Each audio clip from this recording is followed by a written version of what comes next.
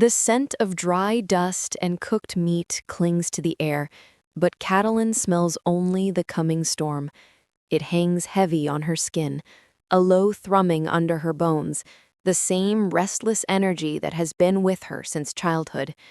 She stands in the center of the village square, shoulders back, chin high, and hands bound with chains. A child points, a woman whispers, but Catelyn does not flinch. She feels their eyes on her, a weight as tangible as a chain. They see the wildness in her, the untamed thing that will not cower. This is the truth her parents pretend to ignore, the fire that burns hotter than their fear. Catelyn knows the whispers are growing louder, the resentment a sharp-edged thing now. She does not know what is coming, but she knows her unyielding spirit is a burden they can no longer carry. And in the heart of the village, under the disapproving glares of a world that demands submission, she feels more alive than ever. The argument starts, as it always does, with a simple request. Catelyn's mother, Jolene, stands by the hearth, her back ramrod straight as she gestures toward the freshly stacked pile of firewood. "It needs to be split, Catelyn, before the sun sets." The words are soft, but laced with a familiar brittle edge. Catelyn's hands, wrapped around a thick, worn book, do not move. She feels the pull of the pages, the lure of the story's wild, ancient forest, a world far more comforting than this small, stifling cottage. She knows what Jolene wants, not just the labor, but the obedience, a quiet compliance that Catelyn has never been able to give. Catelyn feels the prickle of defiance rising in her blood, a heat that settles in her cheeks. It is an instinct, a part of her she has never been able to tame. She doesn't look up from her book. "It can wait," she murmurs. Her voice is steady. The muscles in Jolene's jaw tighten, a visible ripple of frustration. She glances at her husband, Alan, who sits sharpening a blade by the window. His eyes, usually kind, are shadowed with a familiar mix of helplessness and fear. She sees the look pass between them, the shared anxiety about the creature they adopted, the one who refuses to be broken. "It will not wait," Jolene says, her voice gaining a sharp pitch. "This is not a suggestion, child. This is a command." A flicker of something dark crosses Alan's face, a hint of the fear that has haunted them since she was a little girl. She remembers the way his hand would flinch away when her own grew too hot, the way their once loving touches turned to hesitant pokes and prods. They never spoke of it, but Catelyn has always known their resentment stems from her refusal to be like them, to bend and bow and hide the fire she feels inside. Today the resentment is a thick cloud in the small room. She closes her book, the snap of the cover, the only sound for a long moment.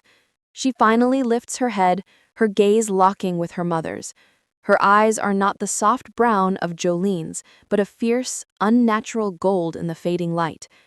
"And I will not be commanded," she says, her voice a low, unyielding growl. The air in the cottage turns to ice. Jolene's hand flies to her chest, her face pale as she takes a sharp, trembling breath. Catelyn sees Alan grip the handle of his blade so tightly his knuckles turn white. It's the same reaction they always have when the truth of her dominance leaks out, a jolt of terror that she can't control. A shiver runs through Catelyn, but it is not from fear, it is the thrill of being truly seen, even in their horror. "You speak to us as if you are an alpha," Alan whispers, the word a curse. He stands, and the low hum of the sharpening stone dies away. Catelyn watches him, a cold sense of dread settling in her stomach. The threats have been building for months, whispered warnings of discipline, of being sent away. Now they seem to be preparing to make good on them. "I am what I am," Catelyn says, the words a challenge she cannot hold back.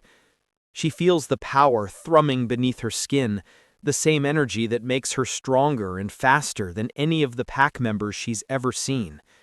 She feels the weight of her difference, a thing she has learned to carry with pride. She sees the way their eyes flicker, not just with fear, but with a deep, consuming hatred. They bought her to be a docile, pliant daughter, and she has become a force of nature, a living testament to their failure. "You must learn to obey," Jolene says, her voice rising to a frantic pitch. "The pack demands it. We cannot keep a wolf who will not follow the rules." Her gaze darts toward the front door, as if the entire pack is listening. Catelyn feels the sting of betrayal, a sharp pang in her chest. This is not about the firewood or even obedience. This is about their resentment for the wild thing she is. Jolene's lips curl into a sneer. Some burdens are meant to be shed. A sudden shocking image flashes in Catelyn's mind. A crowded market, filled with other chained wolves, eyes empty and hopeless.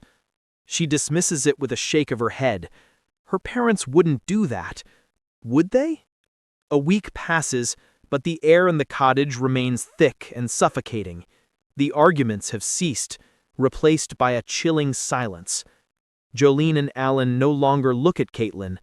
They look past her, as if she is a ghost haunting their home, an unwelcome stranger. Catelyn watches them from the corner of her eye as she sits by the fire, mending a tear in her tunic. Her hands are steady, but inside, a knot of unease tightens with every passing hour. She hears them whispering in hushed tones behind a closed door at night. She strains her ears, catching fragments of their conversation. Words like market, a fair price, and rid of this burden. Catelyn tells herself she is mistaken. This is their way of punishing her, a cruel game to break her spirit. She tries to convince herself that the dark, hopeless flash she saw in her mind's eye was just a figment of her imagination. Yet the way they avert their gazes when she enters a room, the way Jolene flinches when their hands brush, tells a different story.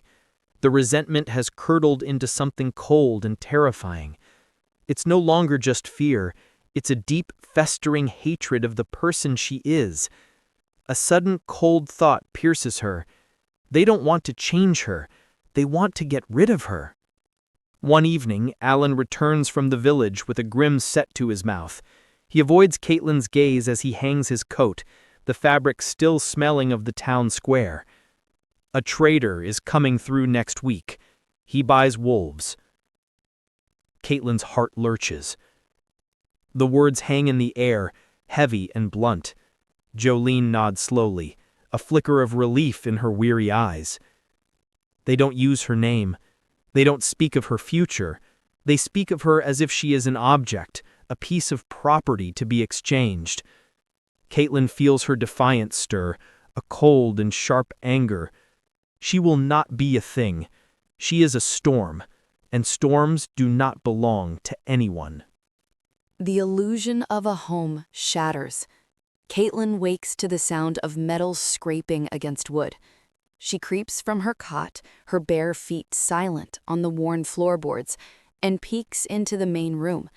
Alan is crouched over a locked chest, a small, intricate key turning slowly in the rusted lock.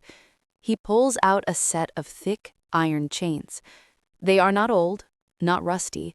They are new, polished, and terrifyingly functional.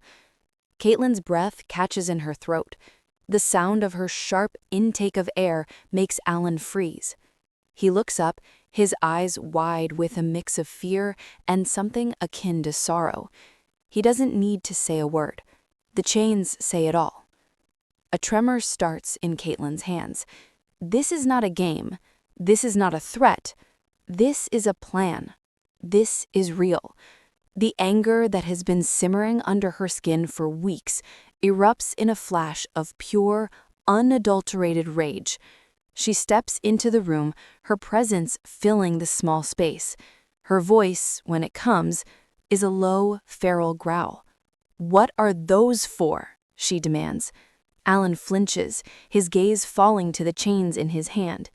"It's for protection," he stammers, the lie hollow and weak.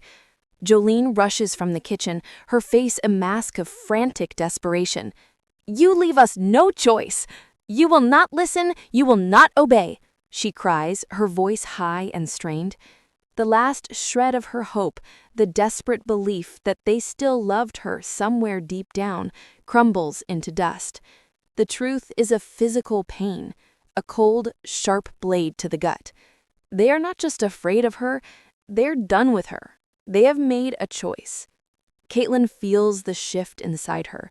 Her defiance, once a quiet resistance, now burns with a new, dangerous fury. She will not be dragged to the market like a common slave, not by them. She takes a single, resolute step forward, her eyes blazing with the golden fire that makes them so afraid. "You will not put those on me," she vows, her voice a promise and a threat. "Not ever." The struggle is brief but violent. Catelyn fights with every ounce of strength she has, her muscles coiling like a spring, but 2 against 1 is too much. Alan, his face a grim mask of resolve, forces the cold, heavy chains onto her wrists. Jolene, crying silent tears, wraps another chain around her neck, pulling it tight enough to cut off her breath if she were to struggle too hard. The links are an agonizing weight, a symbol of their final betrayal. Catelyn feels her defiance turn to a hot, blistering fury. This is what it means to be sold, not just given away, but stripped of all dignity, paraded like a captured animal. They drag her from the cottage, past the hushed homes of the pack, who watched from behind closed curtains. She stumbles on the path, the chains rattling with every step, and a lump of shame lodges in her throat. She is no longer just Catelyn, the girl who refused to obey. She is a commodity. She sees the pity in some of their eyes, the disgust in others. But Catelyn holds her chin high. She will not give them the satisfaction of seeing her broken. The journey is a long, public humiliation, ending in the heart of the village square, where a massive, bustling market has been set up. The air is thick with the scent of cheap incense, and unwashed bodies. She is shoved into a line of other wolves, their eyes hollow, their shoulders slumped in defeat. A man with a whip slaps the back of the wolf in front of her, and the wolf just whimpers. Catelyn's blood boils. She watches her parents collect a pouch of coins from a burly man in a hooded cloak. The transaction is swift, clinical. They don't look back as they walk away, leaving her to her fate. Catelyn feels the final, crushing weight of their abandonment. She stands alone, surrounded by the defeated, her heart a cold stone in her chest. Then a sudden silence falls over the market. A hush spreads from the entrance like a ripple in still water. Every head turns. A shadow falls over the crowd. Catelyn, her chains pulling at her wrists, turns to see a figure arriving. He is a Lycan, taller than any man she has ever seen. With a presence so commanding, it seems to bend the light around him. His face is chiseled stone, his eyes a color she cannot make out from this distance. He scans the crowd, his gaze cutting through the ranks of wolves, through the rows of vendors, as if searching for something, for someone. And then his eyes, burning and intense, finds hers. A jolt of a different kind, not of fear, but of raw, untamed power shoots through Catelyn as his gaze locks onto her. She feels the prickle of her own latent magic, a shiver that races down her spine and makes her heart pound against her ribs. But the moment is broken by the sharp crack of a whip. The auctioneer, a grizzled old Lycan with a sneer, begins his ritual. He barks numbers, insults, and promises of obedience. The line of wolves moves forward, and Catelyn loses sight of the imposing figure. The market is a cacophony of cruelty. Chains rattle, wolves whimper, and the auctioneer's voice cuts through the noise like a blade. Catelyn watches as wolves are prodded with sticks, their jaws forced open to show their teeth, their haunches slapped to test their meat. Their masters and would-be buyers are merciless, treating them like livestock. One young pup no older than Catelyn is forced to his knees, his face in the dirt, as a man laughs and kicks his ribs. Catelyn feels the cold dread of what is to come. But her unyielding nature refuses to let her crumble. She holds her head high, her golden eyes scanning the market, refusing to look at the ground. She will not be like the others. She will not break. She feels a hot tear of anger track a path down her cheek. She refuses to accept this fate, to be another ghost-eyed creature in this place of despair.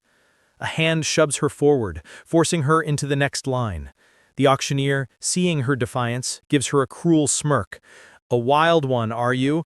Don't worry, we'll find you a master who can break you." He laughs, and the crowd around him joins in. Catelyn's glare is a silent vow. No one will ever break her. The auctioneer's sneer widens as he gestures toward Catelyn. "This one's a fighter, folks! Unbroken, untamed, a rare find for a price." He circles her like a predator, his eyes full of cruel amusement. He raises a hand to her face, intending to grab her chin, but Catelyn is faster. She jerks her head back, her teeth bared in a silent snarl. A gasp ripples through the crowd. This kind of defiance is unheard of. The auctioneer's face darkens. He yanks her chain, forcing her to stumble forward. "She will learn her place," he growls, his voice a low threat. "Kneel!" The command echoes across the market.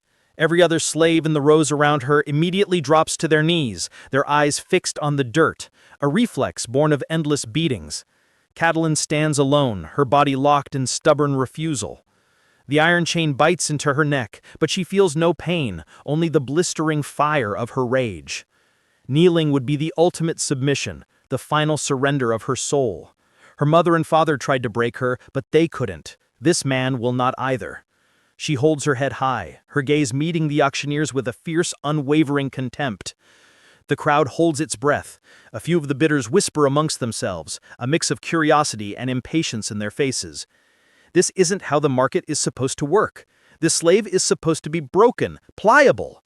The auctioneer's face contorts with fury. His hand reaches for the whip at his belt. "I said kneel!" he roars, the sound of a lash cracking through the air.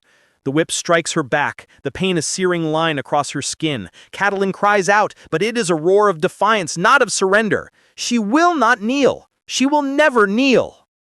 The air in the market shifts.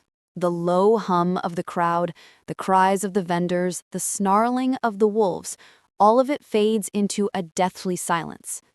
Catelyn feels the change before she sees it. A palpable wave of authority washes over the market, so thick it feels like a physical force. The auctioneer's arm freezes, the whip held in midair. His face, a moment ago a mask of fury, now pales with raw terror.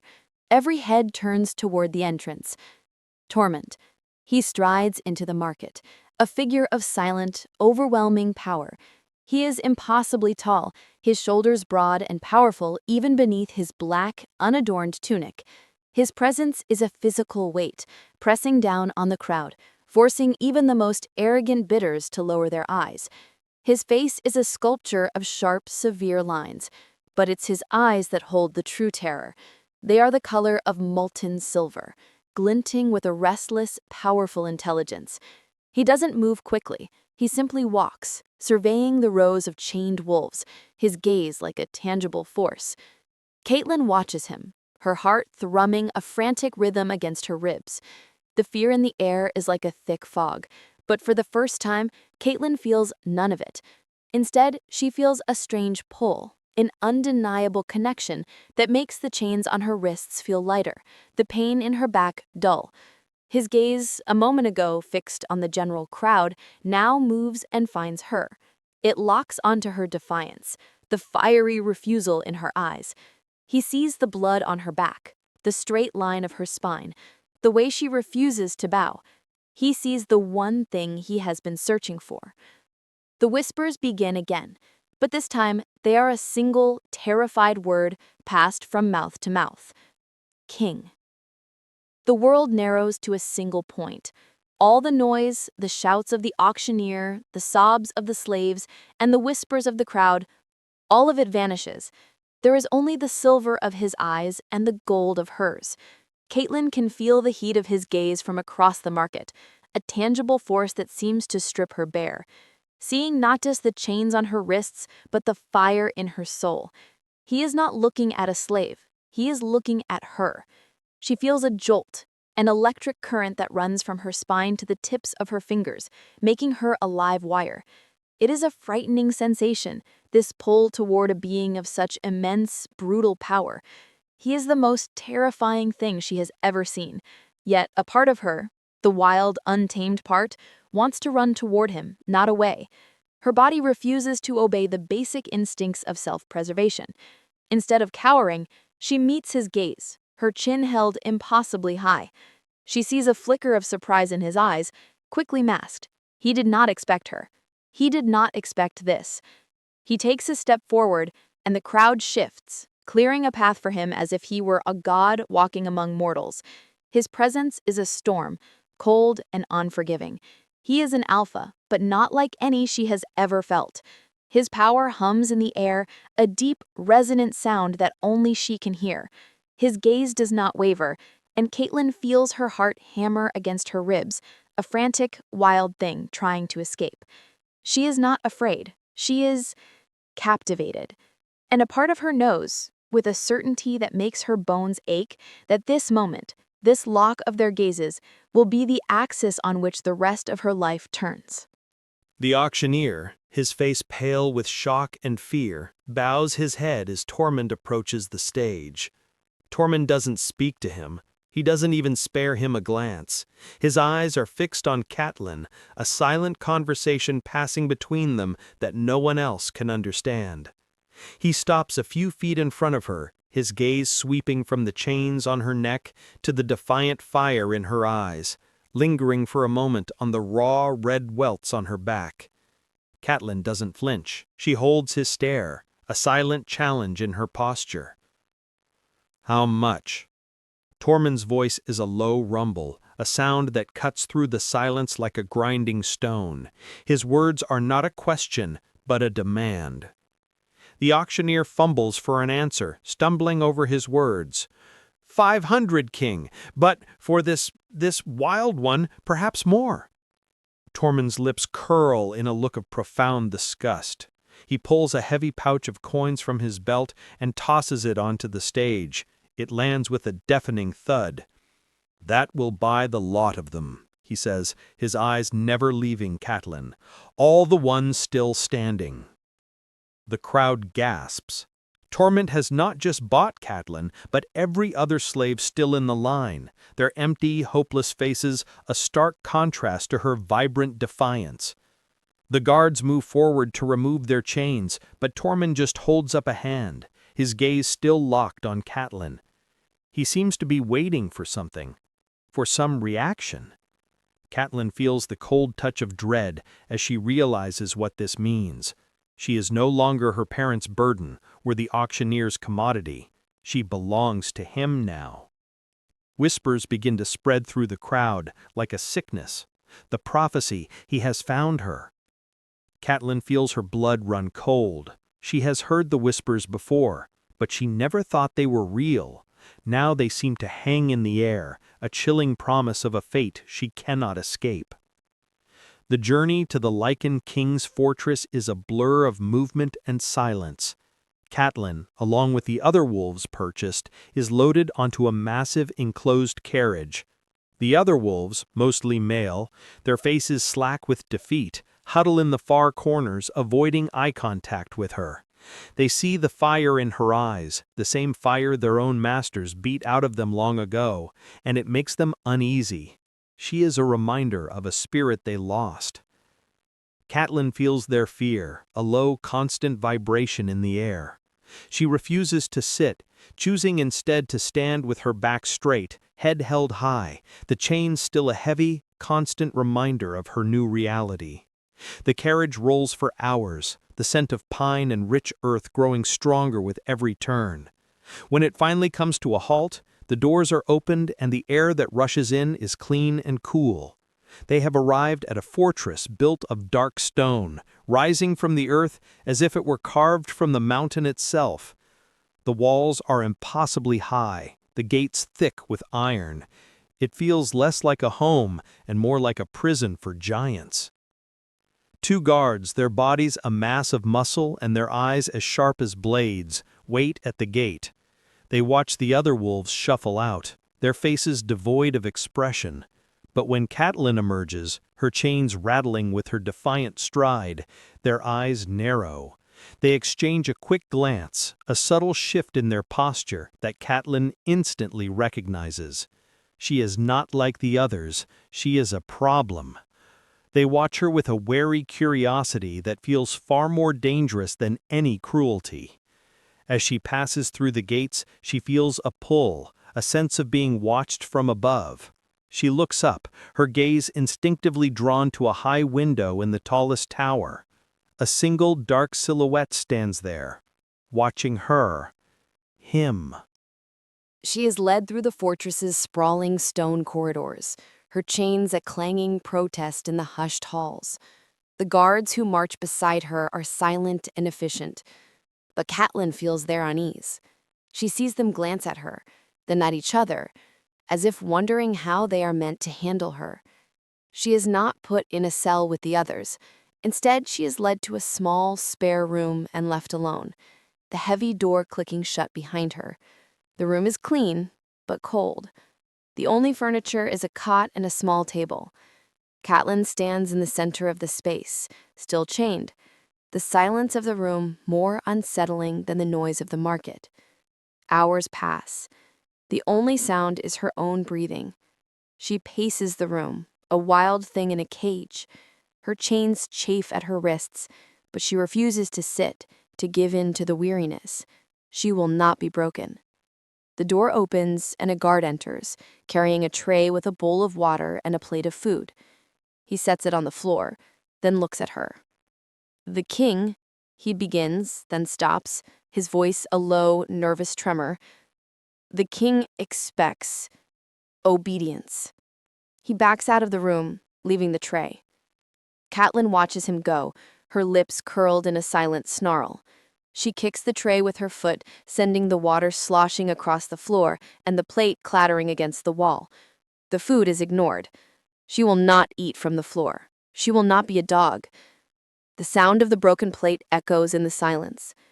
Moments later, the door opens again. Tormund stands in the doorway, his immense form filling the space. His eyes, the color of silver, fix on the broken plate, then on her. A muscle in his jaw clenches. He has been watching her. He knows she did this to defy him. Catelyn stands in the king's antechamber, the chains still a heavy, constant weight. She is no longer in the small, cold room, but a grander space surrounded by courtiers and pack members. Their eyes flicker to her, then quickly away. She can feel their judgment, their curiosity. She is a strange, wild thing in their ordered world. She hears the whispers as they pass by. She won't kneel. He watches her from the windows, a human slave bought to serve the king. But then a different kind of whisper reaches her. It's not from a servant to regard, but from a pair of older, high-ranking Lycans, their gray muzzles and weary eyes speaking of generations of history. They don't look at her, but their words are a dagger to her soul. Have you seen her eyes? The color of fire, just like the stories. The second Lycan, a she-wolf with a severe face, lowers her voice to a conspiratorial murmur. It is the ancient sign, the blood of Stormfang. Catelyn's heart leaps into her throat. Stormfang. The name sends a jolt through her, a resonance she can't explain. It feels familiar, like a half-remembered dream. The whispered words ignite a furious curiosity in her. She doesn't know what Stormfang is, but the way they say it, with a mix of awe and dread, tells her it's important. It's her bloodline they're talking about, the source of her unyielding spirit. She stands taller, her defiance turning from a simple refusal to a quest for the truth. Tormund stands at the far end of the hall, speaking to an advisor. His gaze, as always, is a palpable presence on her. He feels their whispers too. He knows they are about her unknown history. Catelyn can feel the air thrumming with the unspoken questions he has about her, the same questions that now burn in her own mind. The day is long and full of forced idleness. Catelyn is led through the fortress, a spectacle for the pack members. Her chains are never removed. She is an object lesson in who holds power and who does not. But the more she is treated like a thing, the more the power within her stirs. It is a slow, simmering heat in her stomach, a tingling in her fingertips. She tries to ignore it, to suppress it, but it responds to her emotions. The more her frustration and anger grow, the more the power hums beneath her skin. One of the younger guards, a hot-headed youth with an arrogant sneer, decides to test her. As she passes, he reaches out to push her roughly. "Move faster, slave," he snarls. The moment his fingers make contact with her arm, a bolt of electricity shoots out from her skin. The guard cries out in pain, his body convulsing as if struck by lightning. He stumbles back, his hand singed and smoking. The courtiers gasp. Catelyn stares at her own hand, her eyes wide with shock. She didn't do it consciously. The power just happened. The air in the corridor goes dead silent. The young guard stumbles back again, his face a mix of pain and terror. She is a monster!" he cries, pointing a trembling finger at her. Torment, who had been watching from the balcony above, descends with a speed that is both terrifying and graceful. He stops beside the fallen guard, his silver eyes fixed on Catelyn. He doesn't look angry, he looks fascinated. Catelyn feels the heat from her hand pulsing, a low, unpredictable thrum. She knows with a gut-wrenching certainty that she has no idea what she just did. Torment dismisses the injured guard with a curt wave of his hand. His silver eyes never leave Catelyn's face. The air crackles with unspoken questions. He steps closer, his immense size making her feel small, a fragile thing under a microscope. He doesn't touch her. He doesn't need to. The sheer force of his presence is overwhelming. He walks in a slow circle around her, his gaze taking in the chains on her wrists, the defiance in her posture, and the raw fear in her eyes. Catelyn's heart hammers against her ribs. She can feel his mind working, analyzing her, trying to decipher the puzzle she represents. This is no longer just about defiance. This is about a prophecy. "You are not what you seem," he says, his voice a low rumble. "You feel no fear. You have power you do not understand." He stops in front of her, his gaze boring into hers. A sudden sharp memory flashes in Catelyn's mind. The scent of him at the market, the undeniable pull, the whispers of prophecy and mate. The words now feel real, a heavy weight settling on her shoulders. She is not just Catelyn, the unwanted daughter. She is a fated thing. His fated thing. He reaches out, his hand hovering inches from her face. Catelyn holds her breath. She sees the curiosity in his eyes, but also a flicker of something deeper, something she can't name. It's a restless, searching energy, as if he's been looking for her for a long, long time. He feels it too, this strange connection that defies logic. The moment is a frozen tableau of tension, their shared destiny hanging in the air between them. He doesn't say what he's thinking. He doesn't need to. Catelyn can feel the weight of prophecy bearing down on her, a fate written in the stars, a burden she never asked for. Catelyn finds herself in a new kind of prison, not a cell, but the heart of the court. She is no longer just a slave to be ignored. She is an object of intense scrutiny. The pack seers, their faces lined with ancient wisdom, gather in hushed groups, their eyes never leaving her. They watch her every movement, their whispers like a slow-moving tide. "The Stormfang blood has returned," one murmurs. "The wildness is the sign." Another, a blind seer with eyes clouded with age, turns her head toward Catelyn. "The king's ruin and his crown. It is her." The words of the prophecy, once a myth she only half heard, are now spoken as fact, as if her destiny is already written and they are merely reading from a script. Catelyn feels a jolt of anger, She is a person, not a prediction. The seer's whispers grow louder, more confident. They reference ancient texts, forgotten battles, and a bloodline long thought extinct. The more they speak, the more Catelyn feels the pieces of her life clicking in the place. Her unyielding nature, her defiance, the fear in her parents' eyes. It was never about her being a bad daughter. It was about her being a dangerous one. Tormund watches from his throne, his expression unreadable. He listens to the seers, his gaze occasionally sweeping over the courtiers, then back to Catelyn. She feels him grappling with their words, with the fate they have so casually laid at his feet. They speak of a great war, of rival packs gathering, of his kingdom on the brink. Catelyn feels a chill. A prophecy, a war, a king, and her? She is the wild card. The seers are no longer just whispering about a fated mate.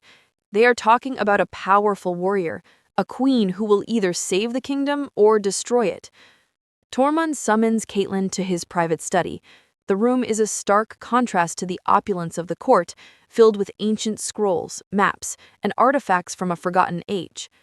He stands by a large table, his powerful shoulders hunched over an old, faded scroll. He doesn't look up when she enters, the rattle of her chains the only sound in the room. He is no longer just the Lycan King. He is a man burdened by an unsolvable puzzle.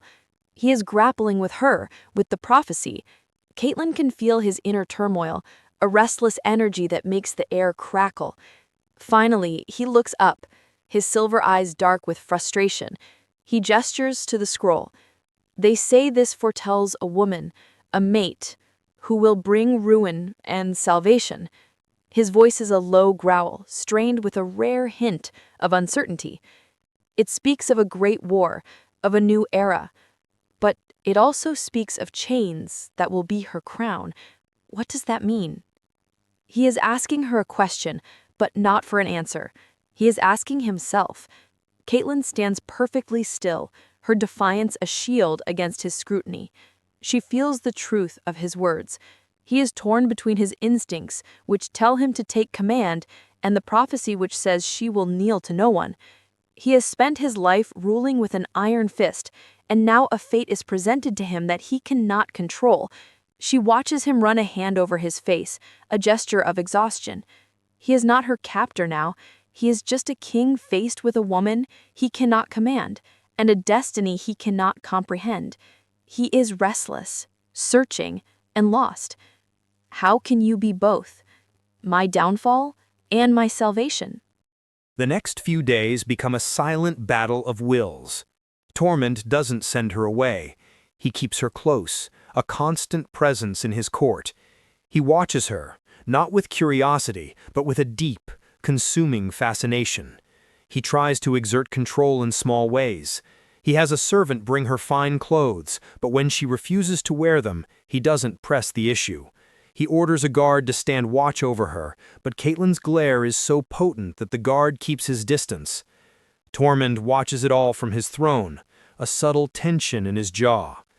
Catelyn's frustration with the chains grows. She has tried everything, but the iron is impossibly strong. She feels them as a constant reminder of her status, of the fact that she is still a slave, despite the deference of the court. Her power, which she now understands as an extension of her emotions, builds with every moment of frustration. The heat in her hands returns, a tingling promise of freedom. She decides to use it. She stands in the center of the hall, and for the first time she looks Tormund directly in the eyes. With a slow, deliberate movement, she grips the iron chain on her wrist. The courtiers fall silent.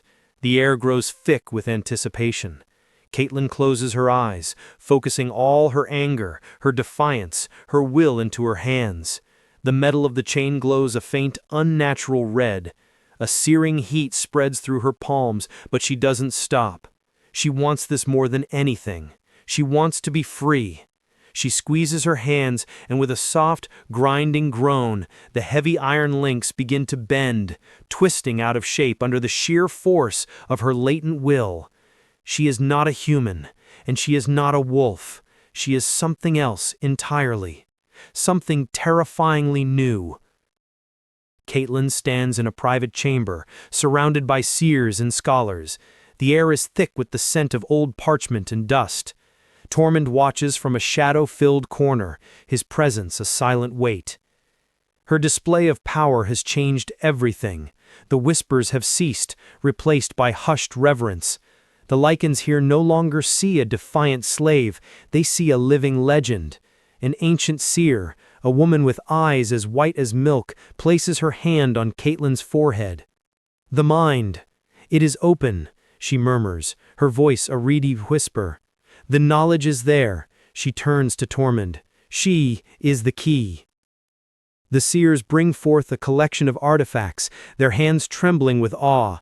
They show Catelyn a single, elegant chain link made of a metal she's never seen, glowing with a faint internal light. "This is a remnant of the Stormfang line," a scholar explains. "They could forge living metal, bend it with their will." Catelyn's heart pounds.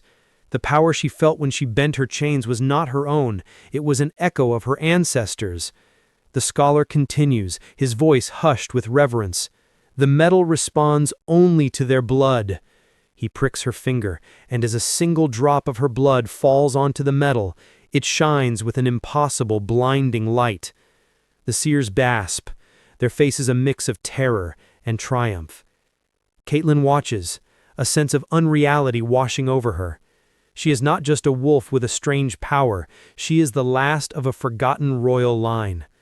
The pieces of her life fit into a new, terrifying mosaic. Her parents' fear was not of her defiance, but of her destiny. They were not just getting rid of a burden, they were trying to sever a lineage. Catelyn feels the weight of her heritage, a crown of fire she never knew she was born to wear. The prophecy is not just a story, it is her birthright. Tormund steps out of the shadows. His face, usually a mask of control, is etched with a profound sense of awe and shock. He looks at Catelyn not as his prisoner, but as his fated queen. He has found the one who kneels to none, the one who will be both his downfall and his salvation. Catelyn can feel the shift in him, a palpable change from doubt to acceptance. He sees the truth now. The prophecy has been fulfilled in a way he never expected, not through a willing mate, but through an unbroken wild thing. He reaches for her, not with the intention of taking her, but with the quiet respect of a warrior meeting an equal. He runs a single finger over her cheek, his touch sending a jolt of raw power through her body. "You are the one," he murmurs, his voice a low, gravelly whisper. The words feel like a brand, a permanent mark on her soul. He is no longer fighting against his destiny, he is embracing it. Catelyn's mind is in a whirlwind of a new reality. Her chains, the symbols of her enslavement, now feel like a symbol of her strength, of a power that can never be shackled. But with this realization comes a new, chilling sense of foreboding. The prophecy is not just about her and Tormund, it is about war. And as she stares into the depths of Tormund's silver eyes, she is suddenly bombarded with visions, not of her past, but of her future. She sees armies of wolves clashing on a desolate field, banners of rival packs fluttering in the wind. She sees a kingdom on the brink of collapse, and then, at the heart of the chaos, she sees herself, a fire-haired queen, leading the charge. This destiny is not a gift, it is a burden she must now carry. Tormund leads Catelyn to a hidden library deep within the fortress, a chamber filled with scrolls and ancient books that crumble at a touch. He doesn't speak as he places a large, leather-bound tome on a pedestal before her. The cover is unmarked, but Catelyn feels an immense, ancient power radiating from it. The Lycan King's Chronicle, a history of our clans, before my time, before the Great War. He opens the book to a page marked with a dried flower. The page is filled with intricate illustrations of wolves, their fur streaked with fire, their eyes blazing with the same golden light as hers. The text is in a language she can't read, but Tormund translates it, his voice a steady, somber cadence. "The Stormfang Pack," he reads, "born of an ancient lineage. Their bloodline possessed the power to command the storm. Their ferocity in battle was unmatched. They were the true kings of these lands, but their power was too great. It drove them mad. They turned on their own, and the other packs were forced to hunt them to extinction. Catelyn feels a jolt of recognition. Her unyielding spirit, her raw power, her golden eyes, it all makes sense now. She is a descendant of a pack of warrior kings and queens, a people so powerful they had to be destroyed. She looks at the illustrations, at the fierce, unbowed faces, and for the first time in her life, she feels a sense of belonging, a sense of a legacy. Tormund closes the book, his gaze intense. "You are the last of them," he says, the words a heavy truth. The final heir. He pauses, his brow furrowed with a dark thought. The chronicle also mentions a single surviving child, a girl with eyes of pure fire. They were meant to be killed, but the Lycan who was tasked with the mission could not bring himself to do it. Instead, he took her to a village far away, an orphaned child of no consequence, a child who was raised to believe she had been found after a war. The words land like a physical blow. The story, the vague history of a war her parents told her, the way they found her, it was all a lie. They didn't find her. They bought her from a soldier who had found her. They didn't see her as a child of war. They knew she was a child of the Stormfang. It was the only way they could have known to sell her as a slave to get rid of her. Tormund watches Catelyn's face, his expression a mix of sorrow and grim determination. He signals to a pair of Lycans standing at the entrance. They walk in, their faces sullen and defeated. It's her adoptive parents, Jolene and Alan. Catelyn's breath hitches in her throat. She feels her anger, the rage she has been suppressing, rise to a new, incandescent level.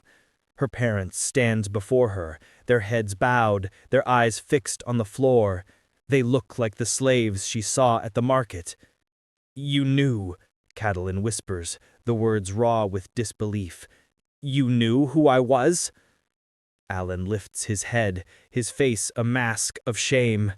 "We were scared," he mumbles, his voice barely a whisper. "We saw the power in you, the dominance. You wouldn't listen. The prophecy.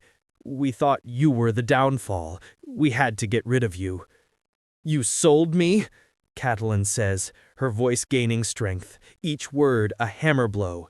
"You sold me to be a slave?" Tormund steps forward. He holds a piece of parchment, a record from the slave market. It has her parents' names on it, the proof, a final heartbreaking confirmation of their betrayal. Catelyn looks at the paper, then at her parents. The last remnants of her love for them, of her hope that they were just misguided, shrivels and dies. She sees them for what they truly are, cowards. Her chains, the ones she couldn't break, were not their way of getting rid of her. They were their way of holding her back from her destiny, a final cruel attempt to cage her. Her rage is a silent, burning fire. She doesn't just want to be free. She wants to be a queen. Tormund dismisses Catelyn's parents with a single brutal word. A guard drags them away, their shame and fear a tangible presence in the hall. The room is silent, every eye fixed on Catelyn. She stands in the center of the hall, her hands still trembling from the heat of her own power. She looks at her chains, her eyes now a fiery gold. They are no longer a symbol of her enslavement. They are a sign of her power.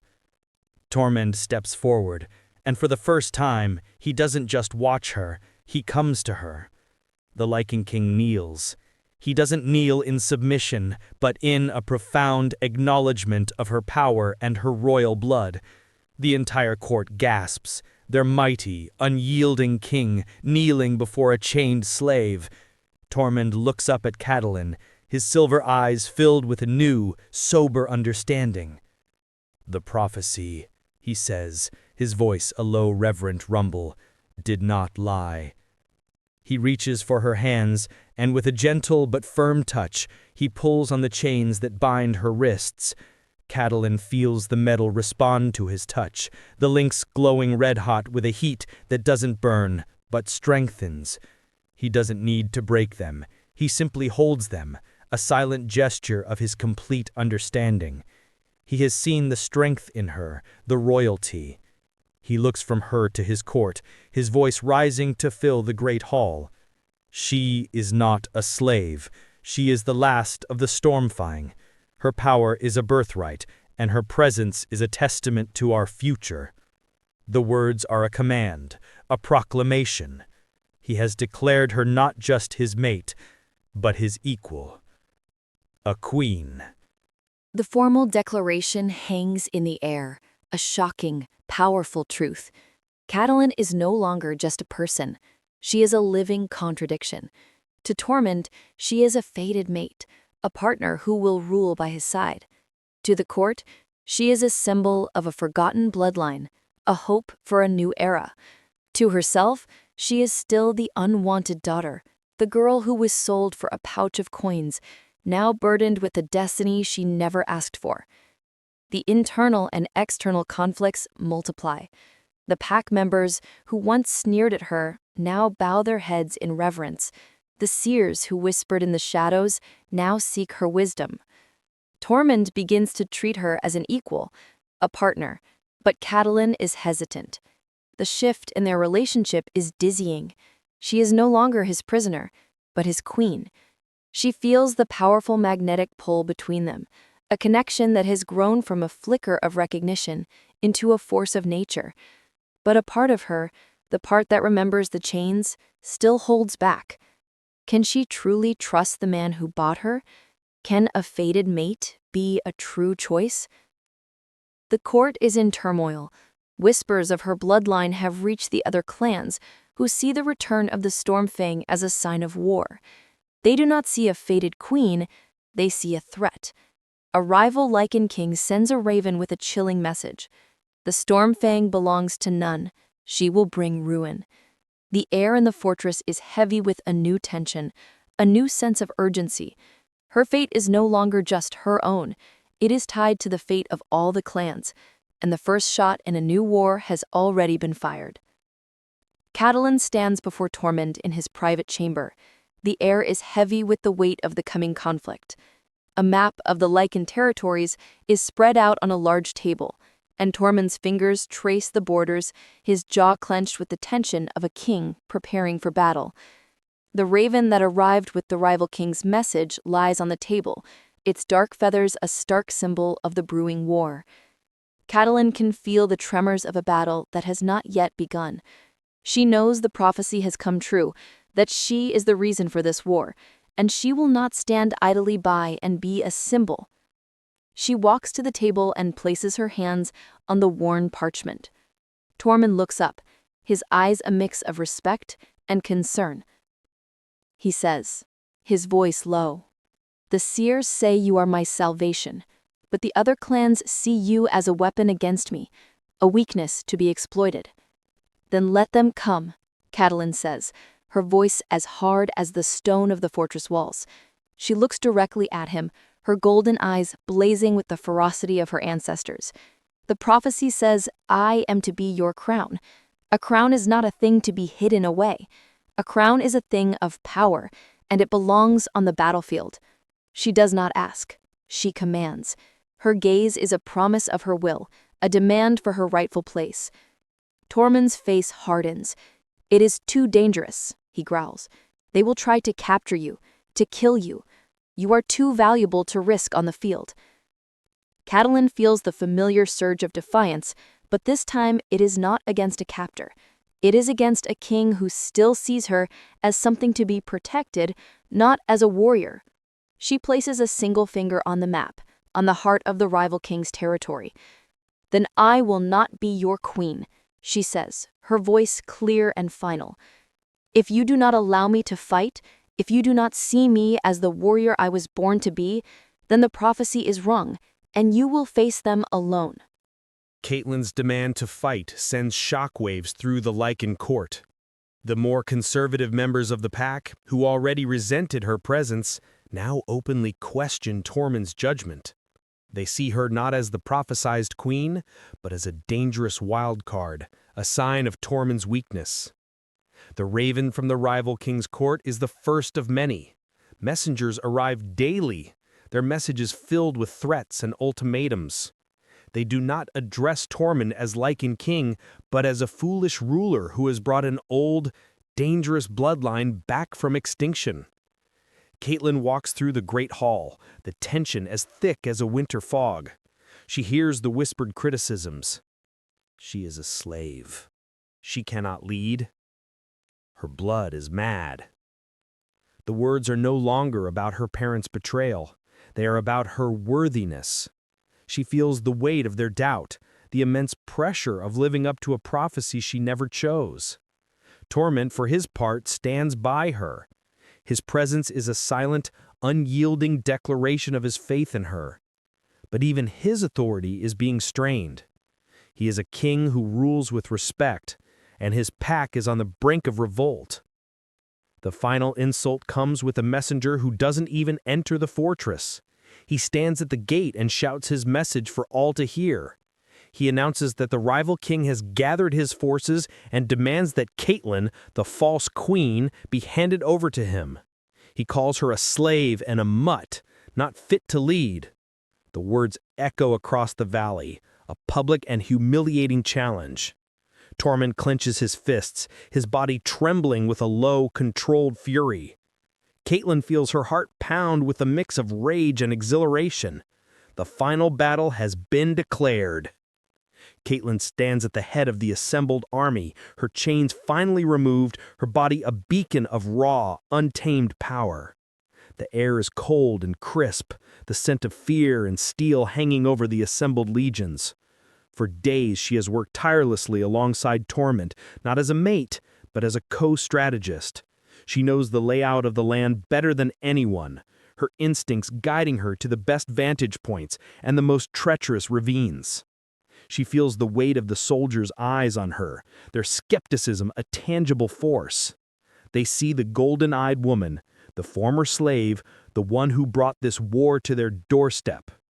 But then she speaks. Her voice is not a command, but a low guttural roar that seems to come from deep within the earth itself. "You are told I am a curse," she says, her words cutting through the tense silence.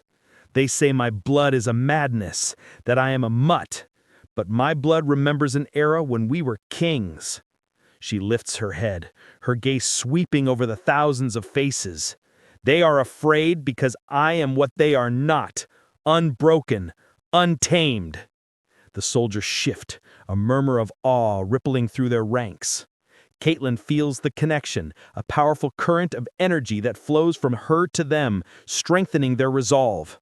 She raises a fist, and a single unified howl erupts from the army. It is a terrifying sound, a chorus of vengeance and loyalty. They are no longer a group of separate clans. They are a single, focused pack, bound by a shared will. Catelyn feels the power surge through her, a rush of adrenaline. She is not just a warrior, she is their leader. She is their queen. The battlefield is a desolate expanse of rock and dust. Catelyn rides beside Tormund at the head of their army, her heart pounding a frantic rhythm against her ribs. The rival king's army is a dark line on the horizon, their numbers vast and intimidating. The Lycans on both sides wear armor and carry weapons, but their power comes from within. The air thickens with the scent of adrenaline and the primal growls of two armies preparing to collide. Catelyn feels her own power stir, a heat in her hands that promises chaos. The two armies thunder toward each other, the ground shaking with the force of their run. The first clash is a brutal, visceral symphony of tearing metal and guttural screams. Catelyn is in the thick of it, her movements a blur of controlled fury. She is not just fighting, she is a force of nature. She uses her instincts, the ancient blood of her ancestors, to anticipate every blow. Her hands, once bound by chains, now wield a power that can bend metal. She sees a sword swinging toward Tormund's head and, without thinking, holds up her hand. The metal of the blade warps and twists, deflecting the blow just in time. Tormund looks at her, a moment of pure shock in his eyes. The enemy forces are shocked by her strength. They did not expect her to be a warrior. They expected a slave. Catelyn sees the terror in their eyes, the momentary hesitation. She uses it to her advantage. She leads a charge, her golden eyes blazing, her voice a roar that rallies her own troops and strikes fear into the enemy. The battlefield is chaos, a sea of struggling bodies and blood. But through it all, Catelyn sees a pattern, a weakness in the rival king's formation. She knows what she has to do to turn the tide. The battlefield is a maelstrom of claws, teeth, and metal. But through the chaos, Catelyn's mind is a cold, calm well of focus. Her golden eyes scan the enemy's formation, searching for the single point of weakness. She sees it, a gap in the rival king's line, a strategic flaw caused by his arrogance. He has positioned his strongest wolves at the front, leaving his healers and archers at the rear. It's a weakness she can exploit. She turns to Tormund, her voice a low, urgent command. To the left flank, we sever them from their support. Tormund doesn't hesitate. He nods once and bellows the command to his generals. The army, which only moments ago was fighting as a single, powerful wave, splits into two. Catelyn leads the charge, her body a blur of motion. She is no longer just a warrior, she is a general. She feels her latent power surge to a new level, her body humming with a controlled, terrifying energy. The earth trembles with her speed. She reaches the rival king's flank and, with a single guttural roar, unleashes a torrent of raw, uncontained power. The air around her flashes with an unnatural light. The ground buckles under her feet, and a chasm rips open, separating the rival king's main force from his vital support. The enemy army falters, a look of pure shock and terror on their faces. The Lycan King, seeing his formation crippled, roars in frustration. He has been outsmarted. He screams at his forces, but it's no use. The fear has already set in. Catelyn watches as his army begins to crumble, his wolves looking at her not with hatred, but with a new, sober understanding of her power. The battle is over. The Stormfang has returned. The battle-torn field falls into a stunned silence. The rival king's army retreats in a panicked, disorganized flight, their howls of defeat echoing across the desolate landscape. Catelyn stands in the center of the carnage, her body bruised, her face streaked with dirt and blood. She doesn't feel the pain. She feels only the profound, exhilarating rush of victory. The Lycans from her own army stand in awe, their eyes fixed on her. They are no longer skeptical. They are no longer in doubt. They look at her with a reverence she has never seen before. She is not just Tormund's mate. She is their hero, their queen. Tormund walks to her, his silver eyes filled with an intensity that takes her breath away. He looks at her, at the raw power that still hums around her, and he knows that the prophecy has been fulfilled in a way no one could have ever imagined. He has found his salvation in the very person who was supposed to be his downfall. He does not say a word. He simply kneels, not just before her, but before all the clans, before her bloodline, before her destiny. The Lycan King, the most feared ruler of all the clans, kneels before the woman who was once a slave. It is the ultimate act of respect, a silent acknowledgement that she is not just his mate, but his equal, a warrior worthy of his crown. The final echo of battle fades, leaving a stark and unsettling silence.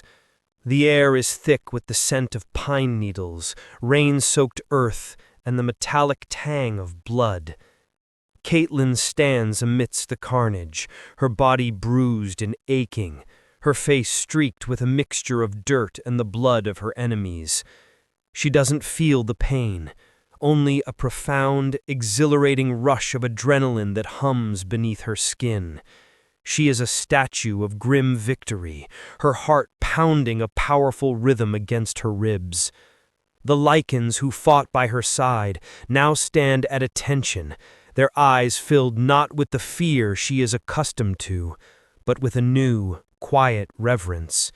They look at her with the awe of warriors who have just witnessed a legend in the making. She watches the last remnants of the rival forces retreat in a panicked, disorganized flight.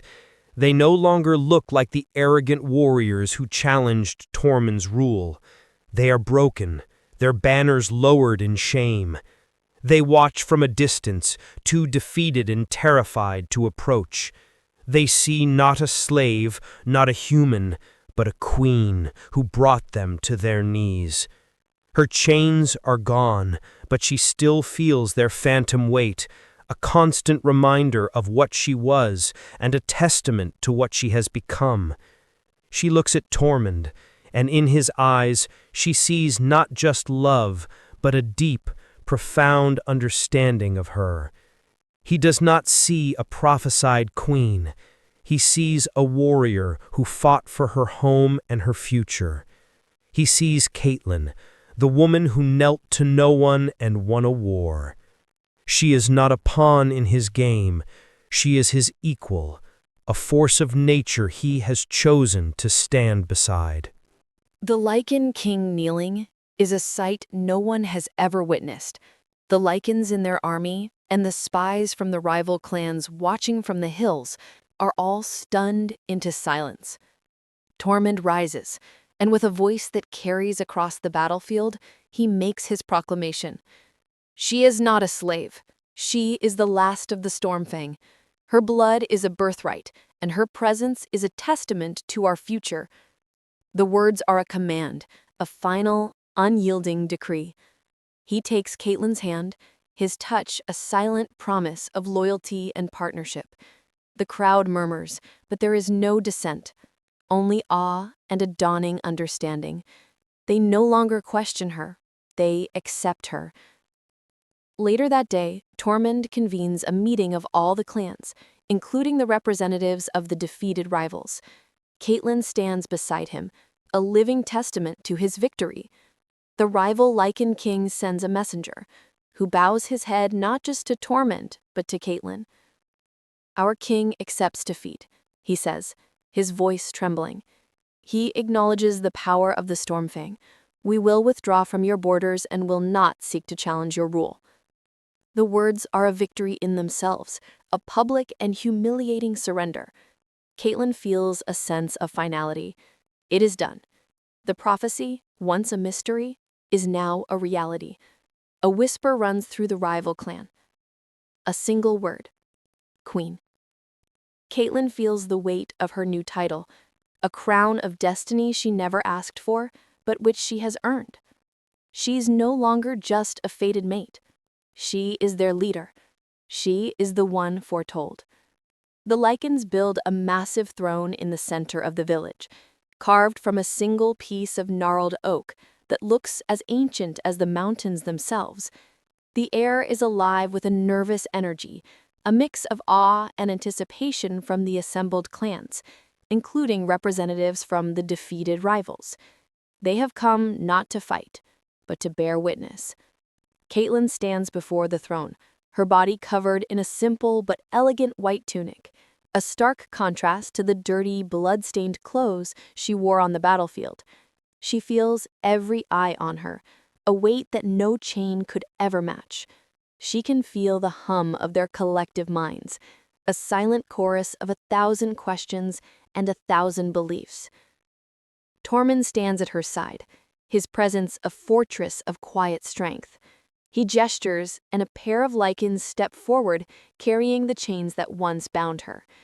They are rusted now, but Catelyn's heart pounds at the sight of them, a visceral memory of her humiliation. Tormund takes them in his hands. He does not use his brute strength, but an elegant, controlled power. With a single, deliberate movement, he snaps the thick iron links in two. The sound of the breaking metal echoes across the land, a final, public declaration of her freedom. The crowd roars, a deafening sound of triumph and acceptance. He then places a crown of twisted silver onto her head. It is a crown of a new era, a crown that signifies not just power, but a deep, unyielding love. Catelyn feels the cold metal settle, and for the first time, she truly sees herself not as the girl who was sold, but as the queen who was found. Catelyn sits on the throne, the solid wood grounding her as the weight of her new reality settles in. Tormund stands beside her, his hand resting on the armrest, a quiet sign of their partnership. The crowd has settled, but the reverence in their eyes remains. She understands it now. The prophecy's full meaning is clear to everyone. The one who kneels to none, the one who would bring ruin and salvation, was not a bringer of chaos, but a savior. Her unyielding spirit and her dominance, which her parents saw as a curse, were the very things that saved the kingdom from a war. Her defiance, once a quiet act of rebellion, is now a symbol of her strength, a power that could not be contained. Tormund's restless search for his salvation is over. He has found her, and her untamed spirit, her unwillingness to bow, has crowned him eternal. She looks at Tormund, and their eyes meet. The silent conversation is one of profound understanding. He sees that her strength is the very source of his own, that their destinies are intertwined. The clans now see that a queen can be found not in bloodlines or titles, but in the unshakable will to fight for what is right. Catelyn has not just won a war, she has changed a kingdom. She has proven that true power lies not in chains, but in the freedom to be oneself. The prophecy was not a curse.